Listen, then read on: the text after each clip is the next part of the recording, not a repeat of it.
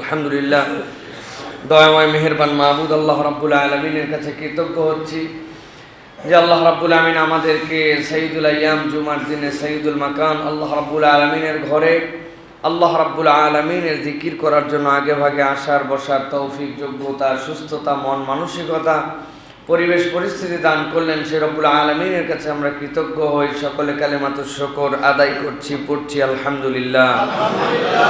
দরুদ এবং সালাম বর্ষিত হোক মানবতার মহান মুক্তির দূত আকায়ে নামদার তাজেদারে মদিনা আপনার আমার প্রিয় রাসূল জনাবে মুহাম্মদুর রাসূলুল্লাহ সাল্লাল্লাহু আলাইহি ওয়াসাল্লাম।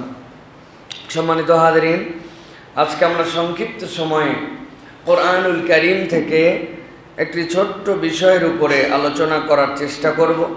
সেটি হচ্ছে যে আল্লাহ রাব্বুল আলামিন আমাদেরকে তাকওয়াবান হতে বলেছেন, কিন্তু একজন মুমিন মুসলিম তিনি যদি মুত্তাকি হয়ে যান তাহলে প্রকৃতার্থে তিনি কিভাবে উপকৃত হন, আল্লাহ রাব্বুল আলামিন তাকে কোন বিষয়গুলোতে এই তাকওয়া অবলম্বন করার কারণে উপকৃত করেন, সে বিষয়ের উপর আমরা সংক্ষিপ্ত কিছু কথাবার্তা শুনবো ইনশাআল্লাহ। আল্লাহ রাব্বুল আলামিন কোরআনুল কারীমের মধ্যে সূরা মায়েদার ৮ নম্বর আয়াতের মধ্যে বলেছেন, ইয়া আইয়ুহাল্লাযীনা আমানু কুনু কওয়ামিনা লিল্লাহি শুহাদাআ বিল কিসত। আল্লাহ বলছেন, হে ঈমানদাররা, তোমরা যারা ঈমানদার, বাহিরের লোক সব বাদ, ইয়া আইয়ুহান নাস বাদ, ইয়া আইয়ুহাল ইনসান বাদ, আল্লাহ বলছেন ইয়া আইয়ুহাল্লাযীনা আমানু, হে ঈমানদারগণ, আল্লাহ বলছেন দায়িত্ব তোমাদেরকে দিচ্ছে, কুনু কওয়ামিনা লিল্লাহি শুহাদাআ বিল কিসত। তোমরা আল্লাহ রাব্বুল আলামিনের দায়িত্বপ্রাপ্ত হয়ে তোমাদেরকে আল্লাহ নির্দেশ দিচ্ছেন যে তোমরা বিচার আচার করলে তোমরা ন্যায়নিষ্ঠ বিচার করো। আর আল্লাহ বলছেন তোমাদেরকে যেন প্ররোচিত না করে। কি প্ররোচিত না করে? যে এমন একটা কম যেই কমকে তোমরা পছন্দ করো না, আলা আল্লাহ তাদিলু, যে তোমরা তাদের সাথে বেইনসাফ করছো। তোমার শত্রু, সে তোমার পক্ষের না, কিন্তু বিচার আসছে তোমার কোর্টে, তোমার দলের না, তোমার পক্ষের না, তোমাকে ভোট দেয় নাই, এই জন্য তুমি মনে করছো যাক বিরোধী দল, এরপরে যা ইচ্ছা তাই বিচার করা যাবে, তাই তো? আল্লাহ রাব্বুল আমিন বলছেন ইয়াদিলু ওয়া আকরাবু লিত্তাকওয়া, তোমরা ন্যায় বিচার করো। এটা আল্লাহ রাব্বুল আলামিন বলছেন এটা তাকওয়ার কাছাকাছি, এটা তাকওয়ার অন্যতম একটা পার্ট। সুবহানাল্লাহ। আব্দুল্লাহ জাহাঙ্গীর রাহিমাহুল্লাহর একটা কথা মনে পড়ে, ইয়াদিলু ওয়া আকরাবু লিত্তাকওয়া। এইটা মনে পড়লে স্যার ক্লাসে একটা উদাহরণ দিয়েছিলেন, তখন তো আমরা ছোট মানুষ, ফার্স্ট ইয়ারে কেবল পড়ি। স্যার বললেন, দেখো একটা ছেলে ইসলাম পছন্দ করে না, নাস্তিক্যবাদ চালায়, অন্য ধরনের সংগঠন করে বেড়ায়, আল্লাহ আল্লাহ রসুলের বিরুদ্ধেবাদী আন্দোলনের সোচ্চার। সেই ক্লাসের ছাত্র, আরেকজন আল্লাহওয়ালা, আল্লাহ ছাড়া কিচ্ছু বুঝে না, দাড়ি টুপি জুব্বা, এ তো আছেই, ইসলামের পক্ষের ছেলে। দুইজনই পরীক্ষা দিছে। পরীক্ষাতে যেটা আল্লাহওয়ালা এইটা ভালো লিখতে পারে নাই, সব প্রশ্নর কমন আসে নাই, এই জন্য ঠিকঠাক মতো খাতা দেখে দেখা যাচ্ছে এই ছেলে কোনো রকমে 50 পায়। আর যেই ছেলেটা ইসলামের দুশ্মন, প্রকাশ্য উল্টাপাল্টা কাজ করে বেড়ায়, ওর সব প্রশ্ন কমন আসছে, লেখছে ফাটাফাটি, দেখা যাচ্ছে ও রেজাল্টে 80 মার্কের মতো পেয়ে যায়। কিন্তু সে ইসলামের ক্ষতি করবে, ইসলাম পছন্দ করে না, দেখা যায় তার আচরণের মধ্যে এইটা। এখন যিনি খাতা দেখতেছেন তার দায়িত্ব কি হবে? তার দায়িত্ব হচ্ছে যেটা 80 পাইতো ওইটাকে 49 দেওয়া, আর যেইটা 50 পাইতো ওইটা যেহেতু ইসলামের পক্ষে ওকে ন্যূনতম 80 মার্ক দেওয়া, তাই তো? প্রিয় ভাইয়েরা, স্যার বলছেন এটা তোমার বিচার্য বিষয় নয়। তোমার কাছে যখন খাতা আসছে, আল্লাহ রাব্বুল আমিন তোমাকে দায়িত্ব দিয়েছেন ইদিলু, তুমি আদালত কায়েম করো। তোমার বিচারে কে আল্লাহর পক্ষে আর কে বিপক্ষে দেখার দায়িত্ব তোমার নয়, কে দলীয় আর কে বিরোধী দল এটা দেখার দায়িত্ব নয়। জাস্টিস যদি তোমার হাতে আসে তাহলে তোমাকে ন্যায় বিচার করতে হবে, এটাই আল্লাহ তোমার জন্য দায়িত্ব করছেন। সুবহানাল্লাহ। অতএব প্রিয় ভাইরা, তাকওয়া মানে এইটা নয় যে কেবলমাত্র ইসলাম আমার পছন্দ মতো পালন করে গেলাম আর বাকি সব জায়গাতে আমি ইনজাস্টিস করে গেলাম, নয়। প্রিয় ভাইয়েরা, এইটা বলার উদ্দেশ্য কি? এইটা বলার উদ্দেশ্য একটা মাফহুম বোঝা। মাফহুমটা হচ্ছে যে আমরা তাকওয়ার যে কনসেপ্ট গ্রহণ করব, তাকওয়ার বেসিক তাফসীর কি হবে। এক্ষেত্রে একটা উসুল বলি।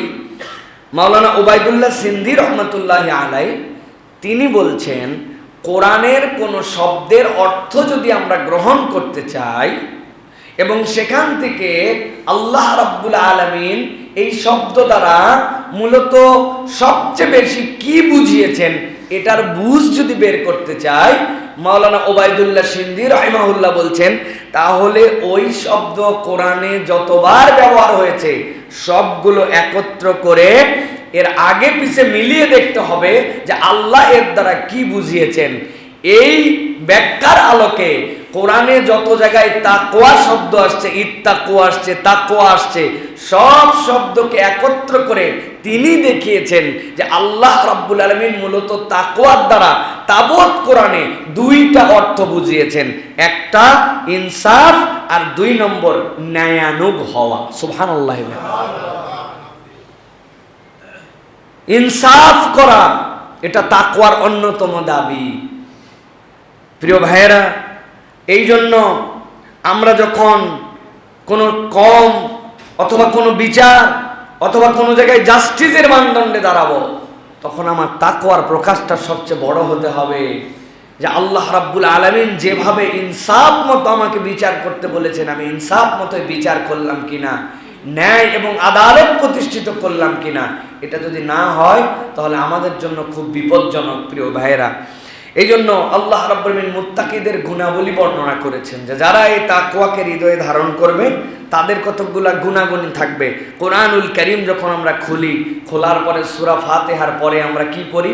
আল্লাহ বলছেন, আল্লাযীনা ইউমিনুনা বিল গায়ব ওয়া ইউকিমুনাস সালাতা ওয়া মিম্মা রাযাকনাহুম ইউনফিকুন। আল্লাযীনা ইউমিনুনা বিল গায়ব, 1 নম্বর আমি গায়েবে বিশ্বাস করি, 2 নম্বর ওয়ায়ুকিমুনাস সালাত, আমি সালাত প্রতিষ্ঠা করি, ওয়া মিম্মা রাযাকনাহুম ইউনফিকুন, আর আল্লাহর দেওয়া রিজিক থেকে আমি ব্যয় করি। আল্লাহ রাব্বুল আলামিন বলছেন তাকওয়ার পথে আছে তারা, এই 3 গুণধারী যারা। আপনি কি নামাজ প্রতিষ্ঠা করতে চান? আপনি কি পরকালে বিশ্বাস করেন, গায়েবে বিশ্বাস করেন? আপনি কি আল্লাহর দেওয়া রিজিক থেকে খরচ করেন? এই 3 গুণ, এটা হচ্ছে মুত্তাকিদের গুণাবলী। প্রিয় ভাইয়েরা, আল্লাযীনা ইউমিনুনা বিল গায়ব মানে কি? আল্লাহ রাব্বুল আলামিন দুনিয়াতে যে বিধিবিধান দিয়েছেন সব বিধান আমার মাথায় ধরবে না, কিন্তু ধরুক চাই না ধরুক আমার কিচ্ছু যায় আসে না, আল্লাহর সব বিধান হক, এইটা বিশ্বাস করা মুত্তাকিদের বৈশিষ্ট্য। সুবহানাল্লাহ। এই জন্য আল্লাহ রাব্বুল আলামিন বলছেন, ওয়াল্লাযীনা ইউমিনুনা বিমা উনজিলা ইলাইক ওয়া মা উনজিলা মিন ক্বাবলিক। আর ঈমানদারদের আরেকটা সৌন্দর্য হচ্ছে, এই দুনিয়াতে আল্লাহ রাব্বুল আলামিন ঈমানদারদের একটা সৌন্দর্য দিয়েছেন। আমরা ইহুদিদের মতো নই, আমরা নাসারাদের মতো নই। আমরা স্বীকার করি আল্লাহর পক্ষ থেকে যা অবতীর্ণ হয়েছে সবগুলা সঠিক ছিল, বিকৃত করেছে তারা। এই জন্য অতীতের সকল পয়গম্বরের প্রতি আমরা ঈমান আনি, তবে সাথে এটাও বিশ্বাস করি মুহাম্মদ সাল্লাল্লাহু আলাইহি ওয়াসাল্লামের দ্বারা আল্লাহ রাব্বুল আলামিন তার বিধানকে শেষ বিধান হিসাবে চূড়ান্ত করেছেন। এই বিধান আসার পরে আর কোনো পয়গম্বরের পয়গম্বরী চলে না, আর কোনো কিতাবের বিধান চলে না। এটার নাম হচ্ছে মুত্তাকিদের গুণাবলীর সর্বশ্রেষ্ঠ বৈশিষ্ট্য। সুবহানাল্লাহ। রাসূলুল্লাহ সাল্লাল্লাহু আলাইহি ওয়াসাল্লাম অন্যান্য নবীদের মতোই নবী, কিন্তু মুহাম্মদ সাল্লাল্লাহু আলাইহি ওয়াসাল্লাম ভিন্ন নবী। মুহাম্মদ সাল্লাল্লাহু আলাইহি ওয়াসাল্লামের মর্যাদা সকল নবীর উপরে। মুহাম্মদ সাল্লাল্লাহু আলাইহি ওয়াসাল্লাম ছাড়াও অন্যদের উপরে বিধান এসেছে, কিন্তু মুহাম্মদ সাল্লাল্লাহু আলাইহি ওয়াসাল্লামের বিধান আসার পরে সকল বিধান রহিত হয়ে গেছে। এই বিশ্বাস করার নাম হচ্ছে ঈমানদারদের বিশ্বাস, আর এটা হচ্ছে মুত্তাকিদের গুণাবলী হবে। সুবহানাল্লাহ। এটা কেন বারবার এত ফোর্স দিয়ে বলছি ভাই? দেখেন, আমাদের সমাজে এখন যুক্তিবাদী মানুষে ভরপুর। আমরা যুক্তির আলোকে মুক্তি খুঁজতে চাই। এই যুক্তিবাদী আধুনিক সমাজ আমাদেরকে যুক্তির পথে নিয়ে যাচ্ছে। এই যত বিধি বিধান ইসলাম, এইগুলাতে সকলের কিছু না কিছু আপত্তি আছে, মানে সবই বুঝলাম, কিন্তু এই বিষয়টা আসলে আমার এইটুকু যদি আপনি বলেন একবার, আপনার ঈমান থেকে বের হয়ে যাওয়ার জন্য যথেষ্ট হবে। আল্লাহর বিধানের উপর আপনার কোনো মন্তব্য চলবে না, আপনার কোনো কথাবার্তা দেওয়ার কোনো সুযোগ নেই এই জায়গাতে প্রিয় ভাইয়েরা। এই জন্য এটা হচ্ছে ঈমানদারদের বৈশিষ্ট্য প্রিয় ভাইয়েরা।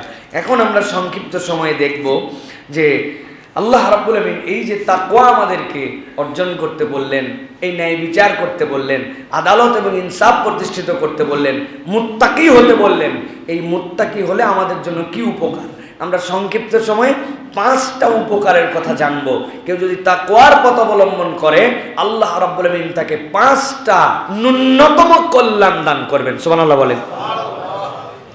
আল্লাহ রাব্বুল আমিন 1 নম্বর বলছেন, দুনিয়ার মানুষ তুমি যদি মুত্তাকি হও, ন্যায়পরায়ণ হও, তাকওয়া অবলম্বন করো, আল্লাহ রাব্বুল আমিন বলছেন আমি তোমার জন্য 1 নম্বর নিয়ামত দিব। আল্লাহ রাব্বুল আমিন ওই বান্দাকে সত্য এবং মিথ্যার মাঝে পার্থক্য করার মতো একটা মানদণ্ড, একটা কোষ্ঠী পাথর আল্লাহ তার ব্রেনের মধ্যে, কলবের মধ্যে সেট করে দিবেন। ওই বান্দা এই নিয়ামতের কারণে চূড়ান্তভাবে কখনো পথ হারা হবে না। আল্লাহ রাব্বুল আমিন বলছেন ইয়া আইয়ুহাল্লাযীনা আমানু ইন তাত্তাকুল্লাহা ইয়াজআল লাকুম ফুরকানা ওয়া ইউকাফির আনকুম সাইয়্যাতিকুম ওয়া ইয়াগফির লাকুম ওয়াল্লাহু যুল ফাদলিল আযীম। আল্লাহ রাব্বুল আমিন বলছেন, দুনিয়ার মানুষ, ইয়া আইয়ুহাল্লাযীনা আমানু, হে ঈমানদারেরা, তোমরা যদি একবার তাত্তাকু, তোমরা যদি আল্লাহ রাব্বুল আলামিনের তাকওয়ার পথ অবলম্বন করো, তাত্তাকুল্লাহ ইয়াজআল লাকুম ফুরকানা, আল্লাহ বলছেন আমি রাব্বুল আমিন তোমাদের জন্য সত্য এবং মিথ্যার মাঝে পার্থক্য করার মতো একটা মানদণ্ড তোমাদেরকে দান করে দিব। সুবহানাল্লাহ। মুফাসসিরিনে কেরাম ব্যাখ্যা করছেন এই ফুরকান মানে কি। এই ফুরকান হচ্ছে 3টা অর্থে আসতে পারে। একটা, আল্লাহ রাব্বুল আমিন আপনার মধ্যে এমন হেদায়েতের আলো ঢুকায় দিবেন, বান্দা 1000 পাপ করবে, 1000 অন্যায় করবে, কিন্তু সে কখনো চূড়ান্তভাবে শিরিক করবে না। 2 নম্বরে আল্লাহ রাব্বুল আমিন কোরআনের বুঝ তাকে দিয়ে দিবেন, যেহেতু কোরআন একটা ফুরকান। আর 3 নম্বরে আল্লাহ রাব্বুল আমিন শরীয়তের পাবন্দি তার জন্য এমনভাবে গাইড করাবেন, ওই বান্দাকে শয়তান গাফেল করতে পারবে না। গাফেল হলেও আল্লাহ রাব্বুল আমিন আদরে আল্লাহ ওই বান্দাকে আবার পথের মধ্যে তুলে নিয়ে চলে আসবেন। কেউ যদি তাকওয়ার পথ অবলম্বন করে আল্লাহ ন্যূনতম বান্দার জন্য এই দয়াটা দান করে দিবেন।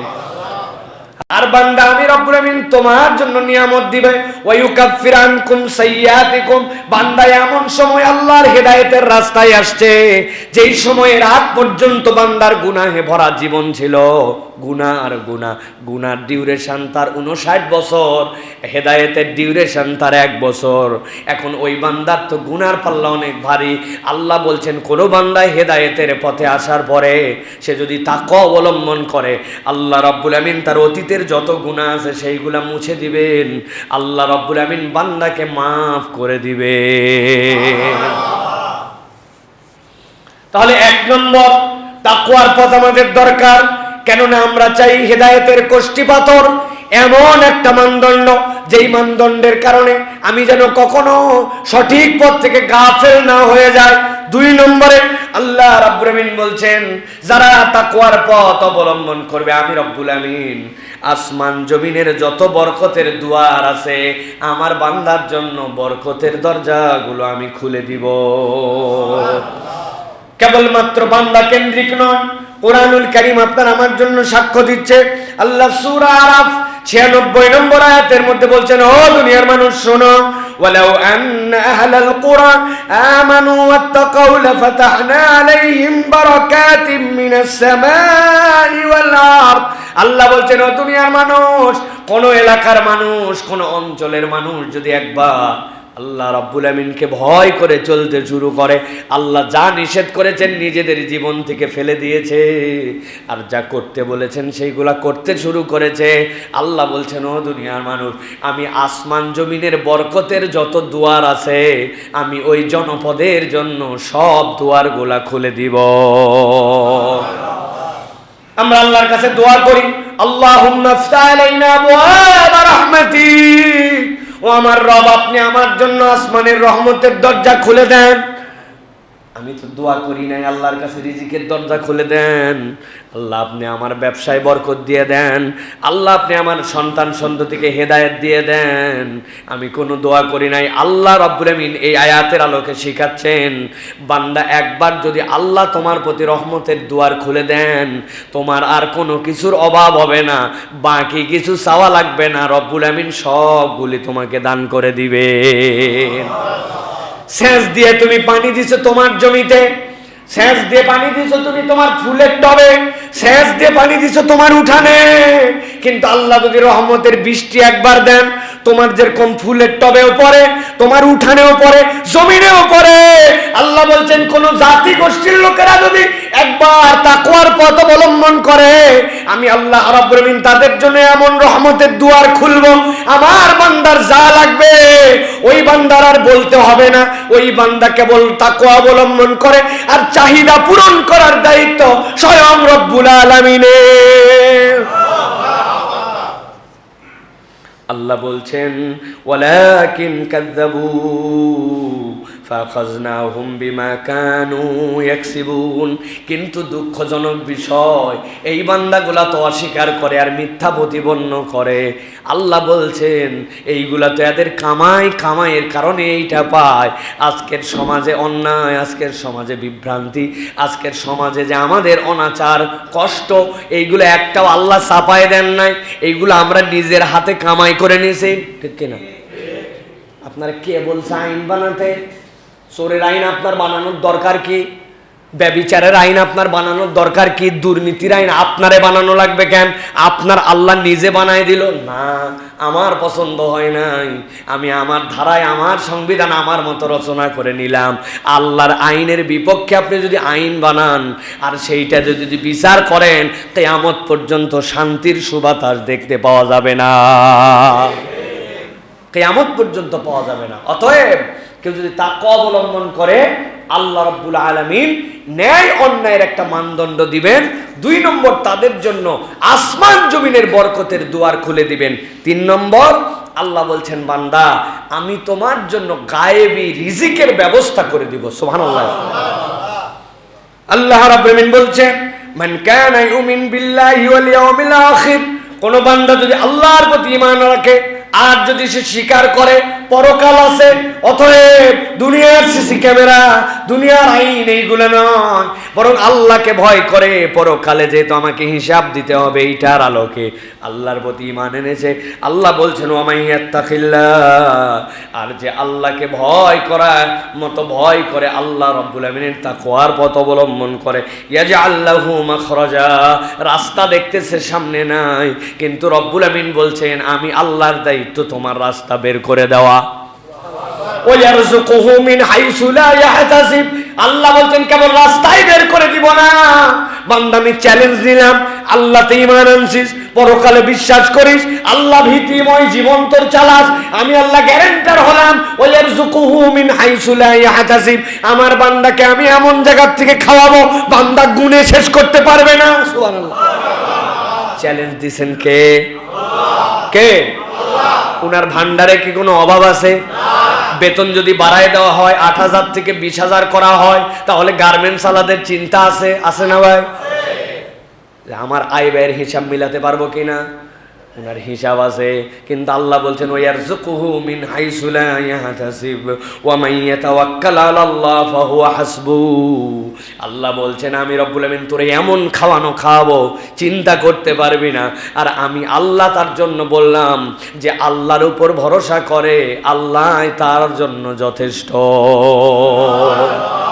ভরসা কার উপরে? নাকি মার্কার উপরে? মার্কার উপর ভরসা নেই আমাদের, করা লাগে মাঝে মাঝে না ভাই? প্রিয় ভাইয়েরা, চূড়ান্ত ভরসাটা আল্লাহর উপর। আমরা তো ভরসা অনেক কিছুর উপরেই করি।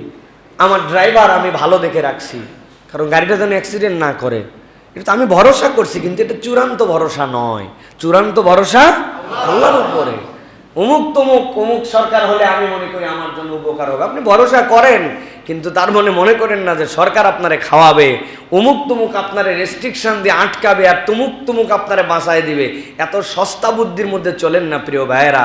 বহুবার বলেছে আপনাদের কাছে, সেই মিশরের দুর্ভিক্ষের সময়ে যখন মানুষজন অভাব অনটনে সবাই মিলে বসছে, কেমনে বাঁচা যায়, খাদ্য তো শেষের দিকে, আর কয়দিন পর আমাদের বিপদ। যারা আলোচনা করছে ঘরের মধ্যে পণ্ডিত লোক, এমন সময় জানলাটা খোলা, পাশ দিয়ে একজন দেখে এইসা গান গাওয়া গাচ্ছে আর মাথার গামছা হাতে কোলে ঘোরাচ্ছে, আর ফুর্তির গান যাকে বলে। গানেরও তো অনেক ধরন আছে, কোন গানটা ফুর্তি বোঝা যাচ্ছে। লোকজন বলছে ব্যাককল, বিপদের বিপদ, আমাদের দুর্ভিক্ষ, আর তুমি গান গাও বেটা, গান গেলেও আস্তে গাও, এত জোরে কেন? লোকের মন খারাপ এই সময় গান গাওয়ার সময় নাকি? বলছে কি বিষয়ে মন খারাপ আর কি বিষয়ে আলোচনা? কই তুমি জানো না কি পরিমাণ দুর্ভিক্ষ আজকে মিশরে, খাবারের অভাব? বলে আপনারা আপনাদের চিন্তা করেন গা, আমি যার বাড়িতে কাজ করি, যার গোলাম, উনার বাড়িতে দোতলা তিনতলা নিচতলা গোলা, এইগুলা ভর্তি কি পরিমাণ গম আছে, জব আছে, খেজুর আছে, এটা আমার জানা আছে। 1 বছর দুর্ভিক্ষ হলেও আপনারা মরবেন, আমার কোনো টেনশন নাই।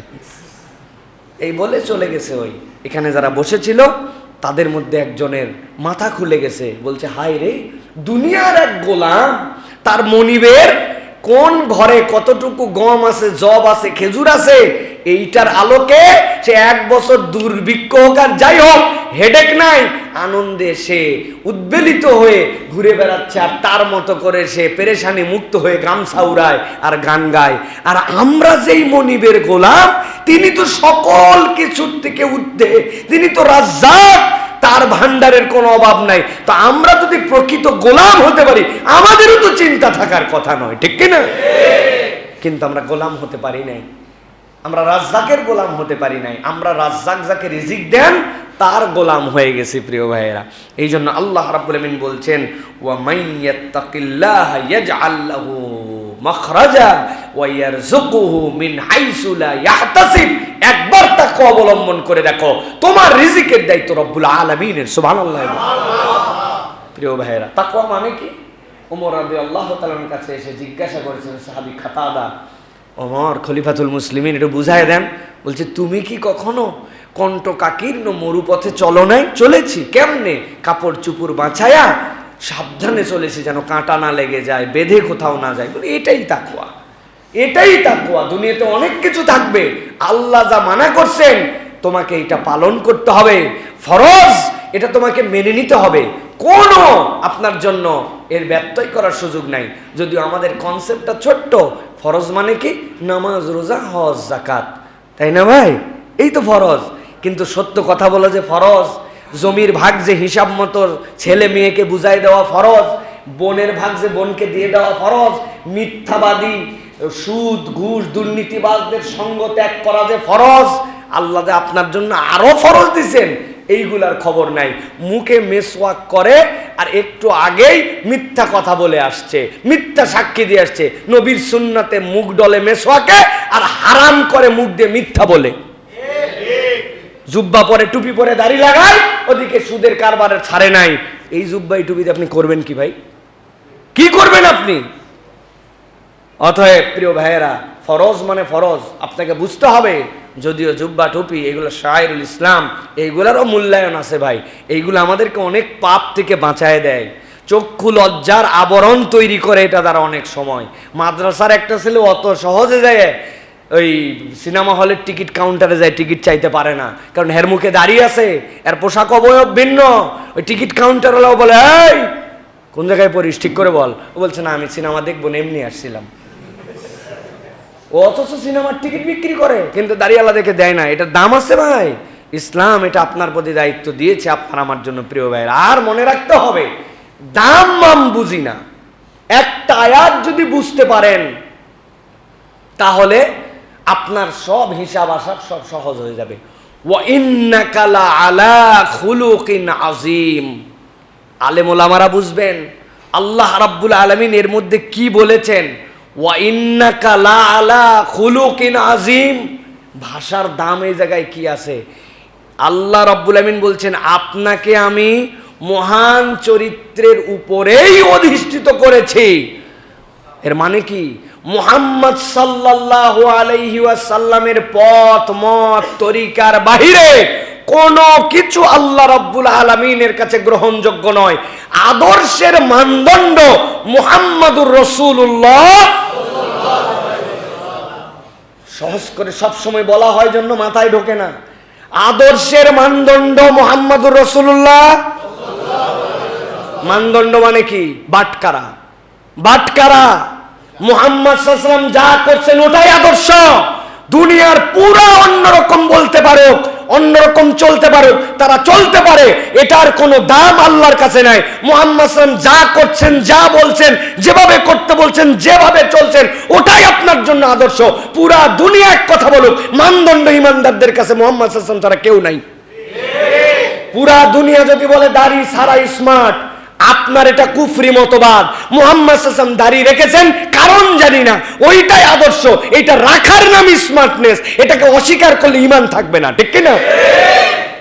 বাস, শেষ কথা। মুহাম্মদ সাল্লাল্লাহু আলাইহি ওয়াসাল্লাম বলছেন টাকনুর উপরে কাপড় পরা লাগবে। আমি জানি না, বিজ্ঞানের খাতা পড়ি, এটাই মুহাম্মদ সাল্লাল্লাহু আলাইহি ওয়াসাল্লামের আদর্শ, মানদণ্ড তিনি। আপনি কোন বাটখারায় মাপবেন? এটা দিয়া না, আপনি 1 কেজি নিবেন, 1 কেজির স্ট্যান্ডার্ডে 1000 গ্রামের বাটখারাই তো আপনি নিবেন, ঠিক কি না? ওই যদি ইটা দিয়ে দেয় আপনি নিবেন, ওর না চলবে না ভাই। বাটখারার মানদণ্ড এটা হতে হবে। হ্যাঁ, ইটা তখন নিতে পারি, আগে কেজির সাথে মিলাও। হুজুর একটা মোটা, রাসূলুল্লাহ সাল্লাল্লাহু আলাইহি ওয়াসাল্লাম ছিলেন এক আবরণে, রাসূলুল্লাহ সাল্লাল্লাহু আলাইহি ওয়াসাল্লাম ছিলেন লালি চেহারার, তিনি একজন লোক কালো, যায় আসে না কিছু, কিন্তু বাটখারায় মিলছে, সমান সমান হয়েছে। এখন আমি ওই লোকেরটাও নিতে পারি, কালো লোক, তিনি যদি ইসলাম ফলো করেন, তিনি রাসূলুল্লাহ সাল্লাল্লাহু আলাইহি ওয়াসাল্লামের সুন্নাত ফলো করেন, তিনিও আমার মানদণ্ড এখন। কিন্তু মুহাম্মদ সাল্লাল্লাহু আলাইহি ওয়াসাল্লামের নিক্তিতে আগে মিলা লাগবে, ঠিক কি না? এই জন্য ভালো করে এটা মাথার মধ্যে গেঁথে নিবেন। স্মার্টনেসের সংজ্ঞা, আদর্শের মানদণ্ড মুহাম্মদুর রাসূলুল্লাহ সাল্লাল্লাহু আলাইহি ওয়াসাল্লাম। দুনিয়ার আর কেউ নাই, আপনার আদর্শের কোনো মানদণ্ড নাই। কিসের নায়ক, কিসের নায়িকা, এগুলোর কোনো গোনার বেল আছে নাকি? নিকৃষ্ট, এর থেকে উৎকৃষ্ট যদি হয়, অর্থনীতির মানদণ্ড কে হবে তাহলে? অর্থনীতির মানদণ্ড কে হবে তাহলে? এটা তো মুহাম্মদ সাল্লাল্লাহু আলাইহি ওয়াসাল্লামের কোনো কন্ট্রিবিউশন নাই। আমাদের যারা আধুনিক অর্থনীতিবিদ তারা হবে, ডক্টর মোহাম্মদ ইউনূস হতে পারে, তাই তো না? শ্রেষ্ঠ আইনবিদ, শ্রেষ্ঠ আইন প্রণেতা, দুনিয়ার মানুষের জন্য প্যানাল কোডের আদর্শ কে হবে? ব্রিটিশরা, তাই তো না? ভালো করে সব কনসেপ্ট ক্লিয়ার করে নেন, ইমানের কনসেপ্ট ক্লিয়ার করেন। এটা যদি না বিশ্বাস করি, ইমান থাকবে না। এক লোক দাড়ি না রাখতে পারে, ইসলামী আইনে বিচার না হতে পারে, ইসলামী অর্থনীতি কায়েম না থাকতে পারে, ডাজেন্ট ম্যাটার। কিন্তু আল্লাযীনা ইউমিনুনা বিল গায়ব, আপনি যদি বিশ্বাস না করেন যে আল্লাহর আইনই শ্রেষ্ঠ, আল্লাহর অর্থনীতি শ্রেষ্ঠ, মুহাম্মদ সাল্লাল্লাহু আলাইহি ওয়াসাল্লামের লুকই শ্রেষ্ঠ, আপনার ঈমান থাকবে না। ঈমান বাঁচান আগে, ঠিক কি না? আমাদের ঈমানের প্রজেক্ট থেকে এখন ইয়াংরা বের হয়ে গেছে। এখন ইয়াংরা চিন্তা করেন না না না 1450 বছর আগে ওনারা একরকম ছিল, ওইটা মক্কা মদিনার স্ট্যান্ডার্ড ছিল, তখনকার সব লোকেরাই এইরকম জামা কাপড় পরছে। ও ভাই, আপনি তো বুঝেন নাই, মক্কা মদিনার লোক তো ভাই বাংলায় শিরিক করে নাই। বাংলায় শিরিক করছে মক্কা মদিনার লোক? আল্লাহ তো আরবিতেই কোরআন অবতীর্ণ করলেন, মক্কার লোকেরা তো আরবিতে শিরিক করতো, ওরা তো বাংলায় শিরিক করে নাই। এর দ্বারা কি বুঝাতে চাইলাম? বুঝাতে চাইলাম যে আল্লাহ রাব্বুল আমিন আরবের লোক বলেই কেবল মুহাম্মদ সাল্লাল্লাহু আলাইহি ওয়াসাল্লামের প্রতি এরকম দেন নাই। মুহাম্মদ সাল্লাল্লাহু আলাইহি সাল্লামকে যা যা লাগবে আল্লাহ সেইভাবে তাকে গঠন করেছেন, এবং ওইটাই আমাদের জন্য স্ট্যান্ডার্ড। কেউ যদি এখন বলে আরবের মহিলারা ওই সময় ধুলা, ওই সময় মরুভূমি, এই জন্য তাদের কাপড়, তার উপর দিয়ে একটা আবরণ, ঠান্ডা যেন গরম যেন না লাগে, এই জন্য উপর দিয়ে একটা জিলবাব পরতে হতো, এটা ভাই টেন্ট যুগের মানুষ, আদি যুগের মানুষ। অতএব এখন আমাদের না লাগে, ঈমান থাকবে। কিন্তু বোরখা পড়তে পারে নাই, পর্দা করে নাই, সে একটা হারাম কাজ করছে, কিন্তু ঈমানটা টিকে থাকবে। কিন্তু এই সকল কথা যদি বলে, ঈমান থেকে বের হয়ে যাবে। অতএব বাচ্চাদের আগে ঈমান বাঁচান। এই ইয়াং জেনারেশন আধুনিকতার নামে মানদণ্ড ভুলে বেঈমান হয়ে যাচ্ছে এরা, ঠিক কিনা? ফেরাউনের বাহিরে খোঁজা লাগবে না, ঘরে ঘরে ফেরাউন। কি ঘরে ঘরে ফেরাউন না, আমাদের ঘরে ঘরে ফেরাউন। প্রিয় ভাই, আল্লাহ আমাদের এখান থেকে বোঝার তৌফিক দান করেন। তাহলে 1 নম্বরে বলছি সত্য মিথ্যার মানদণ্ড, 2 নম্বরে বলেছি আসমান জমিনের বরকতের দরজা, 3 নম্বরে বলেছি গায়েবে রিজিক, মনে আছে তো? 4 নম্বরে আল্লাহ রাব্বুল আমিন বলছেন, আল্লাহ রাব্বুল আমিন এই বান্দাগুলোর মধ্যে থেকে পেরেশানি দূর করে দিবেন। পেরেশানিটা মূল কি? মূল পেরেশানি দুনিয়াতে রিজিকের টানাটানির পেরেশানি নয়, মূল পেরেশানি দুনিয়াতে বাচ্চা কথা শুনে না এইটা নয়, বান্দার মূল পেরেশানি হচ্ছে আমার রব আমাকে গুনাহমুক্ত করেছেন কিনা। কেননা গুনাহমুক্ত না হতে পারলে জান্নাতে প্রবেশাধিকার পাওয়া যাবে না। আল্লাহ বলছেন আমি রব্বুল আমিন তোমাকে পেরেশানি মুক্ত করতে চাই, বান্দা রিজিক তো দিব, রহমত তো দিব, সত্য মিথ্যার মানদণ্ড তো তোকে দিব, সাথে আমি গ্যারান্টার হলাম ইউকাফির আনকুম সাইয়্যাতিকুম ওয়া ইয়াগফির লাকুম ওয়াল্লাহু যুল ফাদলিল আযীম। আল্লাহ বলছেন আমি তোর গুনাহ মুছে দিব, আমি রব্বুল আমিন তাকওয়ার কারণে তাকে ক্ষমাও করে দিব। আর জেনে রাখ তোর রব হচ্ছে মহান রব, যিনি তোর জন্য এইগুলা করাকে যদি তাকওয়া অবলম্বন করিস নিজের উপরে নিজেই দায়িত্ব বানায় নিছে। আল্লাহ কেউ দায়িত্ব দেয় নাই, কিন্তু আল্লাহ বলছেন কেউ যদি একবার তাকওয়ার পথ অবলম্বন করে আমি তার গুনাহ কেবল মুছেই দিব না, আমার বান্দাকে আমি পরিপূর্ণভাবে ক্ষমাও করে দিব। সুতরাং রব্বুল আলামিন পেরেশানি মুক্ত করতে চান, বান্দা তুই না পরে হয়রান হয়ে গেছিস, আল্লাহ আমার গুনাহ, আল্লাহ আমার গুনাহ, আল্লাহ আপনি আমাকে বাঁচান। আল্লাহ বলছেন এইটা বাঁচতে পারবি তখন যখন তুই পরিপূর্ণ তাকওয়ার পথে ঢুকবি। একবার মুত্তাকি হ, মাপ চাওয়া লাগবে না, অটোমেটিক আল্লাহ ক্ষমা করে দিবেন। সুবহানাল্লাহ। মোবাইলে মাঝে মাঝে আপডেট ভার্সন আসে না ভাই, আসে না? আপনারা আপডেট দেন, আইফোনের update, iOS update, software update আসে না? আপডেট আসলে কি পিছনের ভার্সন আপনার মোবাইলে আবার থাকে ভাই? ওটা উল্লেখই থাকে না, ওটা শেষ, আপনি আপডেটেড হয়ে গেছেন, পিছনের গুলা সব চলে গেছে। আল্লাহ বলছেন আল্লাহ রাব্বুল আমিন তাকওয়াটাকে এমন ভাব করেছেন তুমি ইনস্টল করলে গুনাহ অটোমেটিক ইরেজ হয়ে যাবে। সুবহানাল্লাহ। সর্বশেষ আল্লাহ বলছেন আল্লাহ রাব্বুল আলামিন দুনিয়ার থেকে যাওয়ার পরে আল্লাহ রাব্বুল আমিন তার বান্দাদেরকে কিয়ামতে বিচার ফায়সালার পরে জান্নাত দান করবেন ঈমানদারদেরকে। তবে নবীজি বলেছেন যদি আল্লাহর কাছে তুমি চাও তাহলে আল্লাহর কাছে তুমি জান্নাতুল ফেরদাউস চাও, কিন্তু আল্লাহ বলছেন আমি আল্লাহ রাব্বুল আলামিন একটা আলাদা জান্নাত রাখবো, যেই জান্নাতটা কেবলমাত্র মুত্তাকি হবে যারা ওই জান্নাতে যেতে পারবে তারা। একটা জেনারেল বিনোদনের জায়গা, টিকিট কেটে ঢুকছেন, বাহ এটা তো অনেক সুন্দর, এটা তো অনেক ভালো, এই রাইডটা তো দারুণ, তো দেখতেছি উপর দিয়ে ঘুরতেছে, কিন্তু এই রাইডে ওঠার জন্য আপনার আলাদা আবার এন্ট্রি পাস লাগবে, আলাদা টিকিট লাগবে আপনার জন্য।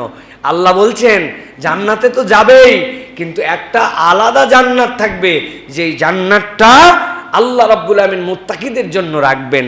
সরকারি অফিসার অনেক আছে, কিন্তু বিপিএটিসি যেটা আমাদের আছে, যে বাংলাদেশ যে কি বলে অ্যাডমিনিস্ট্রেশন ক্যাডারের যে প্রশিক্ষণ কেন্দ্র, ওই জায়গায় সবাই যায় না।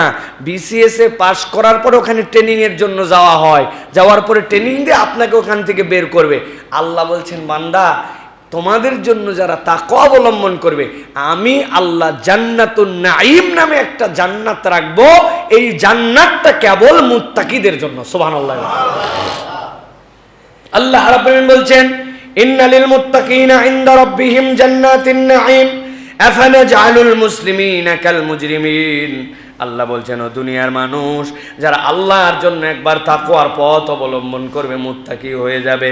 ইনদা রাব্বিহিম জান্নাতুন নাঈম, রব্বুল আমিনের কাছে নাঈম নামক একটা জান্নাত রব্বুল আলামিন তাদের জন্য রাখবেন। আল্লাহ বলছেন ও দুনিয়ার মানুষ তোমাদেরকে আমি বলে দিতে চাই, দুনিয়াতে মুজরিম যারা অপরাধী আর মুসলিম, এই দুই দল কি কখনো একরকম হতে পারে? আল্লাহ বুঝাতে চান একরকম হবে না। এই জন্য আল্লাহ বলছেন তাকওয়ার পথ অবলম্বন করো। একবার যদি তোমার জীবনে তুমি মুত্তাকি হয়ে যাও, আল্লাহ রাব্বুল আমিন তোমার জন্য এই জান্নাতুন নাঈমের সৌন্দর্যটা উপভোগ করার ব্যবস্থা করে দিবে। সুবহানাল্লাহি বিহামদি।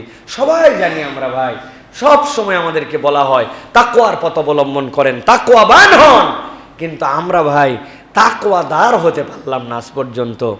মানুষকে কি বলবো ভাই, আমার মতো গাফেল খুব কমই আছে আপনাদের এখানে। আমরাই তো তাকওয়াদার হতে পারি নাই কত দিক দিয়ে। সুবহানাল্লাহ। চোখের গুনাহ, অন্তরের গুনাহ, মোবাইলের গুনাহ, নখের গুনাহ, হাতের গুনাহ, পায়ের গুনাহ, সময় মতো নামাজ না পড়ার গুনাহ, কত গুনাহ। অথচ যেগুলা ফরজ নির্দেশনা আল্লাহর ছিল যে তুমি চোখ দিয়ে গুনাহ করো না, তুমি হাত দিয়ে গুনাহ করো না, তুমি মনে খারাপ কল্পনা এনো না, আসলেও সাথে সাথে সাথে ইনাবাযুক্ত অন্তর বানায়া আল্লাহমুখী হয়ে যাও। এইগুলোর থেকে আমরা শুনলাম আর মানলাম না, এই দলের মধ্যে আমরা সামিল হয়ে গেছি প্রিয় ভাইয়েরা।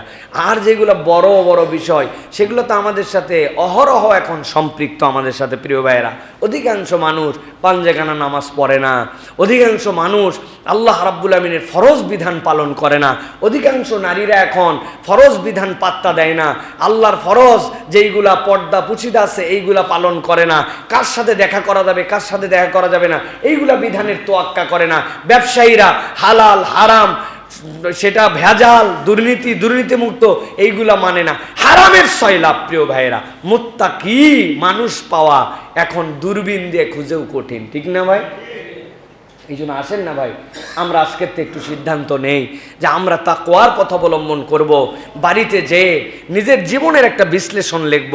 5টা আল্লাহ যেগুলো নিষেধ করেছেন, আলহামদুলিল্লাহ নামাজ তো আমি পড়ি, আলহামদুলিল্লাহ আমি তো মিথ্যা কথা পরহেজ করে থাকারই চেষ্টা করি, সুদের কারবারের সাথে তো আমি জড়িত নাই, আমার স্ত্রী তো আলহামদুলিল্লাহ পর্দায় আছেন, কিন্তু তারপরেও আমি একটু খুঁজে বের করি তো আল্লাহ নিষেধ করছেন কি কি যেইগুলোর সাথে আমার আরও সম্পৃক্ত আছে। আমি তো ভালো, কিন্তু যেইগুলোর সাথে মিশি এইগুলো তো ভালো না, এইগুলোর সাথে তো আমাকে এই সঙ্গত ত্যাগ করতে হবে। আল্লাহর আইনের প্রতি আমার আস্থা আছে কিনা, আল্লাহ আমার সাথে কি কি আরো খারাপ যুক্ত আছে, কথায় কথায় তো আমি গালি দিয়ে বসি। গিবতটা আল্লাহ কোরআনে কঠিনভাবে নিষেধ করেছেন, এখনো তো গিবত বাদ দিতে পারলাম না। চগলখড়ি করে মাঝে মাঝে পিছনে কথা বলে বেড়ায়, এর কথা তাকে লাগায় ওর কথা তাকে লাগায়, স্ত্রীর সাথে সদাচরণ করি না। প্রত্যেকের আমরা তালিকা করলে এরকম দোষের ভান্ডার আমরা খুঁজে বের করতে পারবো। 5টা আমাদের গুণযুক্ত করব, আর 5টা দোষ আমার থেকে বাদ দিব। লিখতে হবে বাড়িতে যায়, যারা পারবেন হাত তোলেন, মুখে মুখে না, মুখে হলে হবে না। লিখতে না পারলে, লেখালেখি না জানলে আপনার হাত তোলার দরকার নেই, আর লিখতে জানলে হাত তুলতে হবে। 5টা খারাপ অভ্যাস আছে আল্লাহ আমি বাদ দেওয়ার চেষ্টা করব, পারবেন ইনশাআল্লাহ? আর 5টা গুণ আমার জীবনে যুক্ত করব, পারবেন ইনশাআল্লাহ? হাত নামান, যুক্ত করবেন গুণ কি? আগে রাগ করতাম, এখন হাসি মুখে কথা বলবো। আগে মুখ দিয়ে সালাম বেরোতো না, এখন সালাম দিব। অমুক আত্মীয় স্বজনের সাথে সম্পর্কটা কেমন জানি ঢিল ঢাল হয়ে গেছিল, যা মাফ করে দিয়ে সম্পর্কগুলা জুড়াই দিব। আল্লাহ প্রত্যেক দিন 2-3টা মানুষকে নামাজের দাওয়াত দেওয়ার চেষ্টা করব। অমুক জায়গায় অন্যায় হয়, এই অন্যায়টা থেকে কিভাবে দূরে সরানো যায় এইটার চেষ্টা করব। ভালো মানুষের পক্ষে থাকবো। এরকম আপনি শত শত চিন্তা করতে পারেন।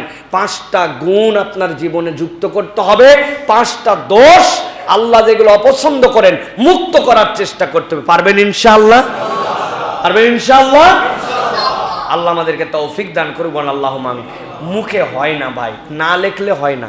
যাওয়ার পরে আপনারা সবাই ভুলে যাবেন জানি, তারপরে যদি 1, 2, 5, 10টা মানুষের মনে থাকে, আর যদি এটা চেঞ্জ হয় আমাদের, ইনশাআল্লাহ আজকের আলোচনা তাহলে আমাদের জন্য কল্যাণ বয়ে নিয়ে আসবে।